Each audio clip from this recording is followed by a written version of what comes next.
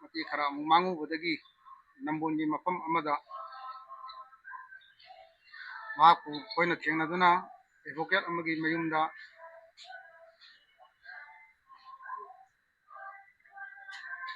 (24) ꯍꯥꯏꯔꯤꯕ ꯅꯨꯃꯤꯠ ꯑꯁꯤꯗ ꯑꯦꯗꯚꯣꯀꯦꯠ ꯊꯥ 19 ꯏꯪ 2023ꯗ BBA ꯀ꯭ꯂꯕꯇ 5 days ꯇ꯭ꯔꯦꯅꯤꯡ ꯄ꯭ꯔꯣꯒ꯭ꯔꯥꯝ ꯑꯃ ꯄꯥꯡꯊꯣꯛꯈꯤ꯫ ꯄ꯭ꯔꯣꯒ꯭ꯔꯥꯝ ꯑꯁꯤꯒꯤ ꯃꯈꯥꯗ ꯒꯤꯚꯤꯡ ꯍꯦꯟ ꯐꯥꯎꯟꯗꯦꯁꯟ ꯑꯁꯤꯒꯤ ꯆꯤꯌꯔꯃꯦꯟ ꯅꯥꯟꯗꯩꯕꯝ ꯁꯨꯔꯖꯕꯔꯅ ꯑꯦꯂꯥꯏꯟꯁ ꯇꯟꯗꯟ, ꯂꯩꯐꯝ ꯃꯣꯏꯔꯥꯡꯈꯣꯝ ꯁꯋꯥꯏꯖꯝ ꯂꯩꯔꯛ ꯑꯁꯤꯗ ꯂꯩꯕ ꯃꯤꯑꯣꯏ ꯑꯁꯤꯅ ꯂꯣꯟ ꯑꯃ 30%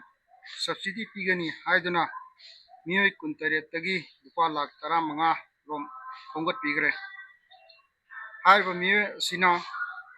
ꯂꯨꯄꯥ ꯂꯥꯈ 15 ꯑꯁꯤ ꯈꯣꯝꯒꯠꯈ꯭ꯔꯕ ꯃꯇꯨꯡꯗ ꯑꯩꯈꯣꯏꯗ ꯂꯣꯟ ꯄꯤꯒꯅꯤ ꯍꯥꯏꯗꯨꯅ ꯕꯦꯡꯛ IDFC ꯕꯦꯡꯛꯗ ꯑꯦꯀꯥꯎꯟ ꯍꯥꯡꯍꯟꯕꯤꯔꯦ꯫ ꯑꯦꯀꯥꯎꯟ ꯍꯥꯡꯍꯜꯂꯕ ꯃꯇꯨꯡꯗ ꯑꯩꯈꯣꯏꯗ ꯄꯩꯁꯥ ꯆꯪꯉꯛꯀꯅꯤ ꯍꯥꯏꯕꯗꯒꯤ ꯉꯁꯤ ꯐꯥꯎꯕ ꯆꯪꯉꯛꯇꯅ ꯂꯥꯛꯈꯤꯕꯅꯤ꯫ ꯃꯍꯥꯛꯀꯤ ꯃꯇꯧꯁꯤꯗ ꯑꯩꯈꯣꯏꯁꯦ ꯊꯥꯖꯃꯟꯗꯗꯅ ꯃꯌꯨꯝꯗ ꯀꯌꯥꯔꯛ ꯍꯟꯅ ꯆꯠꯄꯗꯒꯤ ꯃꯌꯨꯝꯗ ꯃꯇꯦꯛ ꯈꯔ ꯑꯃꯨꯛ ꯃꯥꯡꯉꯨꯕꯗꯒꯤ ꯅꯝꯕꯣꯜꯒꯤ ꯃꯐꯝ ꯑꯃꯗ ꯃꯍꯥꯛꯄꯨ ꯑꯩꯈꯣꯏꯅ ꯊꯦꯡꯅꯗꯨꯅ ꯑꯦꯗꯚꯣꯀꯦꯠ ꯑꯃꯒꯤ ꯃꯌꯨꯝꯗ